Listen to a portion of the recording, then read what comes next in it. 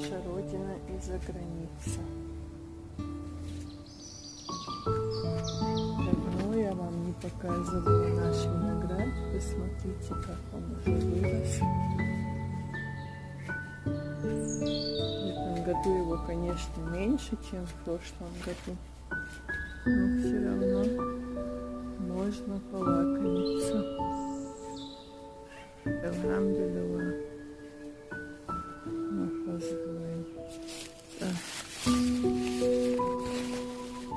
Я вчера наконец-то полила все со всех сторон.